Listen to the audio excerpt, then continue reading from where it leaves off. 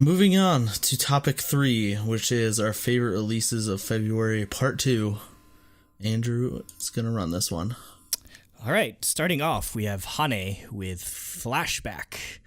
Hane is kind of like one of those rappers that I know of and just never really like made the time to listen to, or just he'd always show up on like other people's songs, but I never actually. Well, yeah, he's on this list like 5 times. Yeah, this month basically, he's like he's going after Crush's record. I feel like he's there was on one the Esna song. Yeah. He's on Key's song.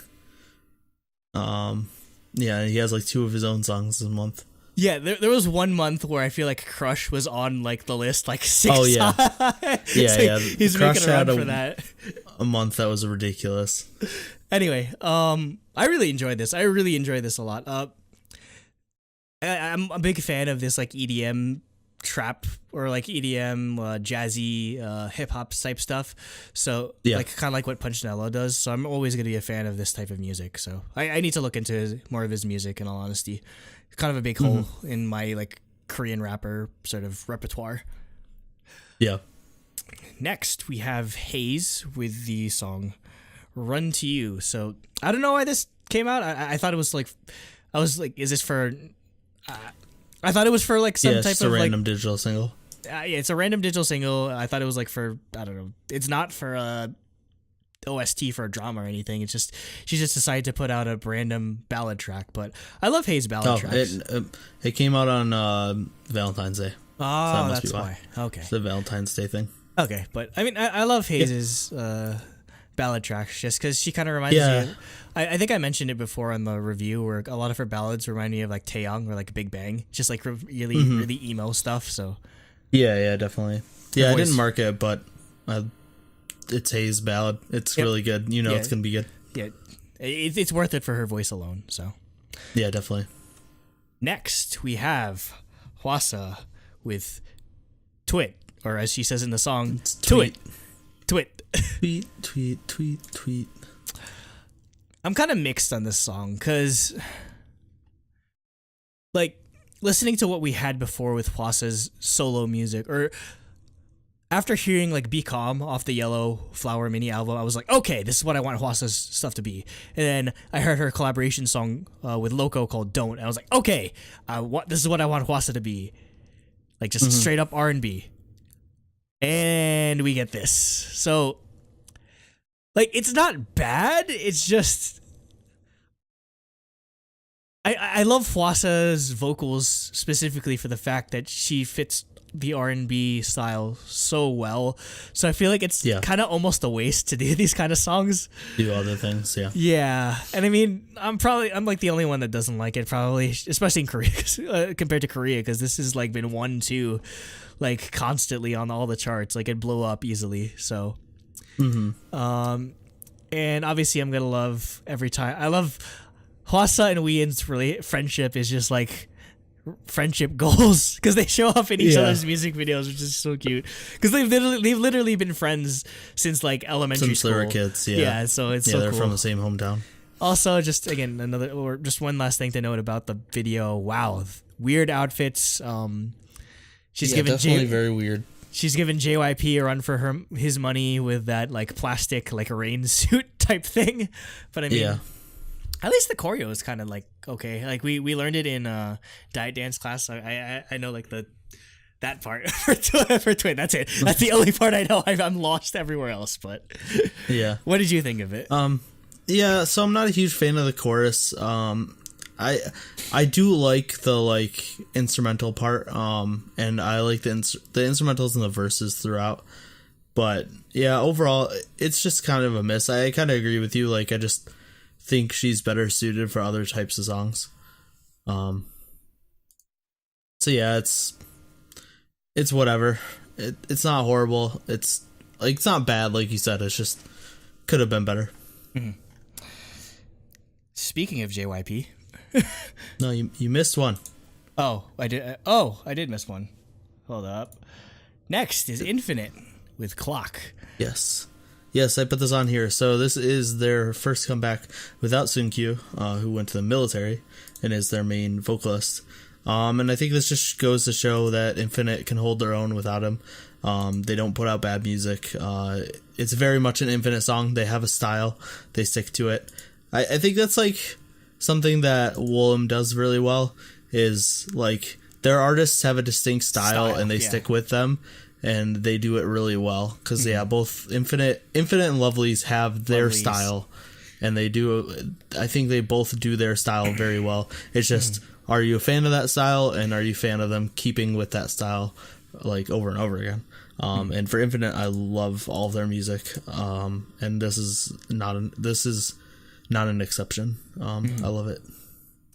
Okay, now speaking of JYP, we have, or as he always calls himself, JY Park on his music with the song "This Small Hand." So he made this special single because he's a dad now. His wife, second wife, gave birth to his first child. So he just made this song for her.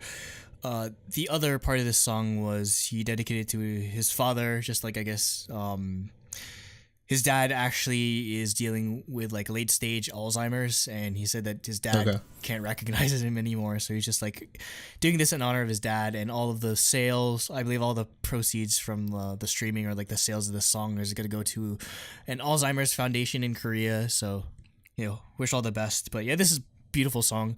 Definitely. JYP is gonna be an awesome dad. Think about it.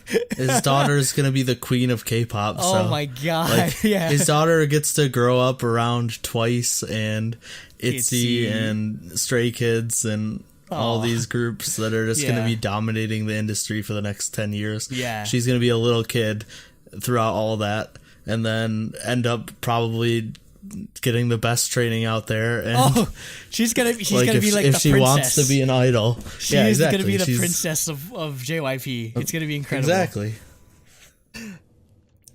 Next we have G Banoff. I don't know how you pronounce that particularly, but with the song BTN, Better Than Now. Whenever I look for random songs to add to the playlist, I always look for these lo-fi type stuff, so definitely a perfect candidate for my smooth as fuck playlist. Definitely, really nice instrumentals. Yep, you pronounced that correctly. Okay, good. I can't read the moon runes, so I'm just guessing at this point. Yeah, no, the moon runes are literally what the English spells. Okay. So next we have Giselle with her debut single entitled Missed Call featuring Chancellor. So she is an artist under Million Market, which is a subsidiary of SM. Man, Million Market has all these like hip hop artists, because there was another artist called Moon who had a debut track recently, like another female like hip hop like R&B type artist, and then Sununche from Produce 48 is also under Million Market, which is weird just because she's nothing like those two. She's like a proper idol, whereas these are like individual artists. So I fell in love with her voice just like immediately. She helped produce this. Production's incredible. Just like this blend of R&B vocals with feature bass that's how you win me over, basically. Like if anyone wants to like figure out like how to like win my heart over, just make a feature bass song and I will be like, I'll marry you or something like that. Yeah. Like just I love the vibe of the song so much. The producer that actually co-wrote this, their name is Secret Weapon. Looked into their discography. They made Sunset for Twice, so I'm just like, oh, it makes complete sense. Just like very similar vibe to it. She's easily on my short list for best new female artist. Just with this one song, I need to hear more music from her just because I love her voice so much. Yeah, I thought this was fantastic. She's really good. The production is really good. So I didn't realize she helped produce it. So that's bonus points. Overall, this was a fantastic debut, and I'm really looking forward to more from her. Next, we have Key of SHINee with his SM Station song called Cold, featuring Hane. He's back! God, it should have been with featuring Cold from Off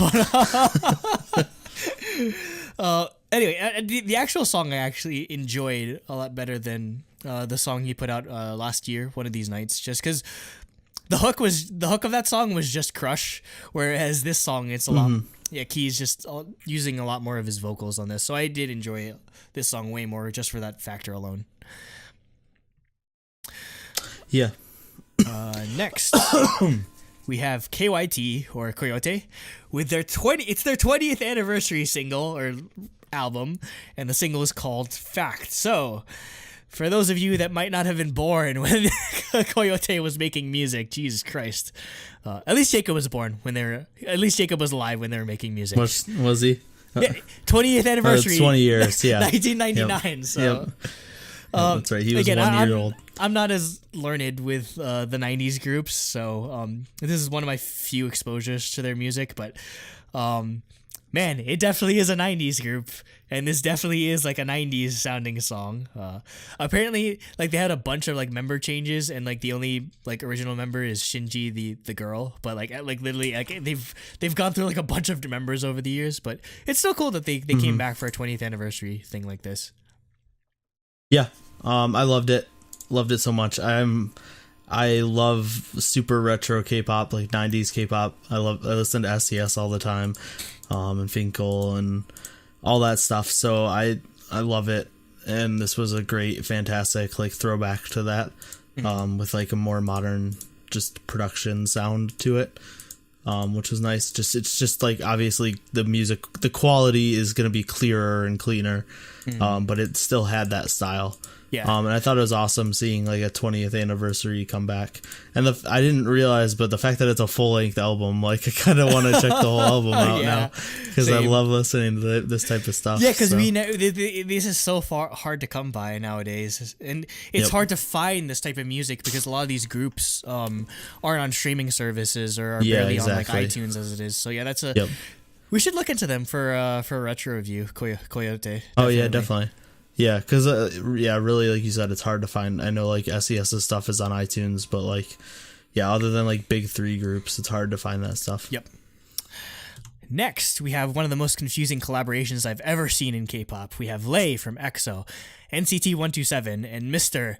Jason Derulo. That's literally like that's his claim to fame. Yeah, 100%. Literally, as anyone sees his name, they hear that in their head. Jason Derulo. Like, there's an entire YouTube compilation of him just singing his name for like a good half hour. With these someone needs to do that for Juhan. Yeah, just like every time Juhan says his name in a song, you have to make a compilation of that. So, Lay, NCT 127, and Jason Derulo did a collaboration song that was inspired by Michael Jackson. It's a Michael Jackson tribute, and it's called Let's Shut Up and Dance. So, trash lyrics. I enjoyed it. Like Jason Derulo's not bad. Like he has this distinctive style, which I do appreciate. I'm just I said trash lyrics. I don't mind the song. The lyrics aren't that bad. Come on. The lyrics are bad. I enjoyed it. They're pretty bad. Regardless of lyrics, but I'm just sad he doesn't say his name in this song. I was waiting for it the whole time. Where's the Jason Derulo? I'm just like, where is it? Yeah, too bad it wasn't JYP groups, because then he could have said his name and the JYP could have had the whisper, and then like maybe Monsta X was in the song and Juhan could have said his name. That is the ultimate collaboration. Yeah, Jason it should have Derulo, been JYP, Monsta X, and Jason Derulo. Yep. And produced by Cha Cha Malone. The one thing I kind of wish they did, though, is I kind of wish they were all in the music video together, because it's clear that they filmed this all separately. Like not even Lay and like NCT 127 were in the same goddamn place. I'm just like, what is going on? Like, why are you all on different sides of the world filming this music video? Or how did this even like come around to begin with? Yeah, where did this? Yeah, I don't know. Like the music video was just mostly like them dancing, because there's barely any the chorus is just like a drop. And then Jason Derulo lights a match on some lady's collarbone, which was interesting. I don't know. Can you do that in real life? It kind of sounds painful, like lighting a match on someone's like skin. Oh, probably. It probably was. Oh, I mean, I hope it wasn't real. But what are your thoughts, Mister? This song's lyrics are trash. that was pretty much all my thoughts. Lyrics were trash. Weird collaboration. Didn't really understand why it existed. Enough said. Understandable. Yep. Have a nice day. Anyway, we're on to Meteor from Brown Eyed Girls, or formerly Brown Eyed Girls. Speaking of weird collaborations, no, she's still in the group. Like, but have they done anything in like the past like century? Their 13th anniversary was today. I guess, but they have an album coming out. Oh, in seriously? Like this month or next month or something. Oh, I thought she just became a Twitch streamer because they were dead. So. No, she's been streaming for like a while now. Okay. But it was just because they weren't doing anything, but they do have an album. Oh, cool. Let me. I miss Brown Eyed Girls. See if I can find when you can talk about the song. Go for it. Oh, anyway, the song is called 13, featuring Twitch chat. Though I think the Korean doesn't translate exactly to Twitch chat, but the word that they used translates to unemployed people, which is apparently like the term that they use for Twitch chat in Korea. Oh, because people just sit there watching Twitch all day. Yeah, which is funny. Like, the song is weird, but it's clearly some type of, like, I'm pretty sure it's, like, some type of inside joke that she did with, like, her community, or, like, it was probably, like, a subscriber goal, but I don't know. Some of the singing is kind of bad. I don't know if she did it on purpose or not, but... Yeah, no, I think it's supposed to be a joke type thing for Twitch. It's definitely, like, a meme...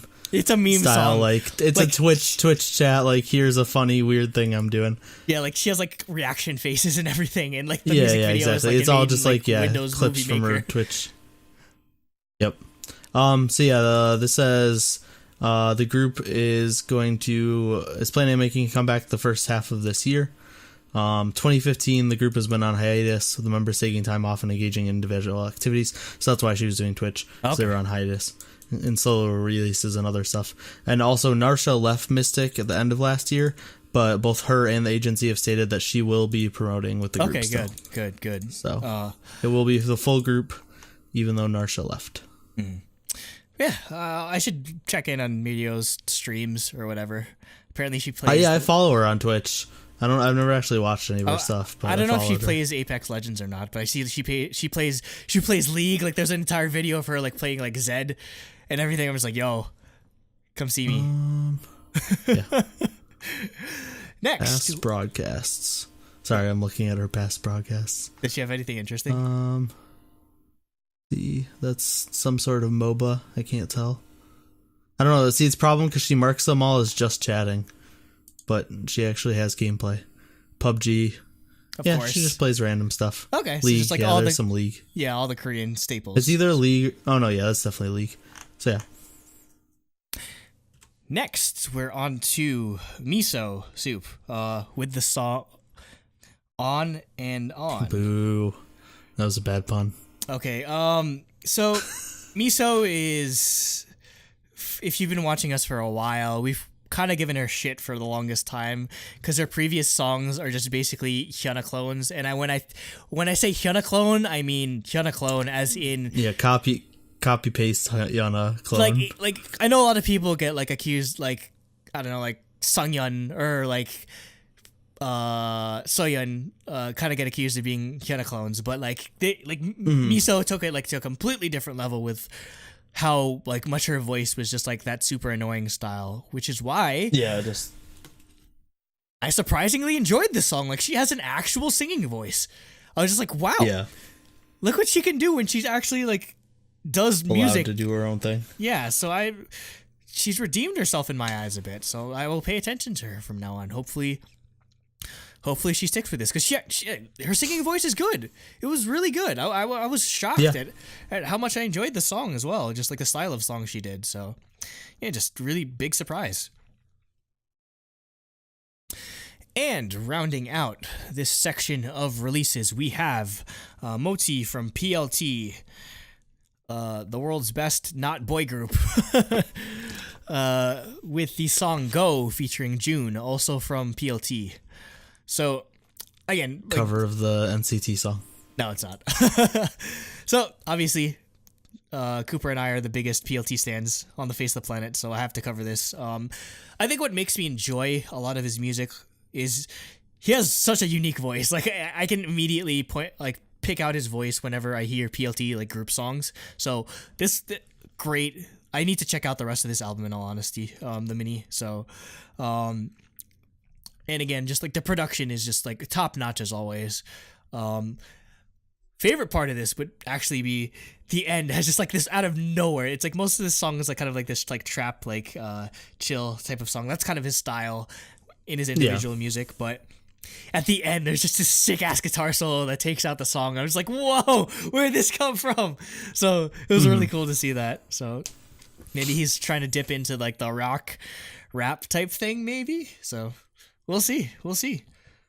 Yeah. The process was actually surprisingly easy because at my school everyone tries to go to Australia and England because they speak English there. So everyone. Like the only ones that are competitive are Australia, England, France, Sweden, stuff like that. Yeah, it was really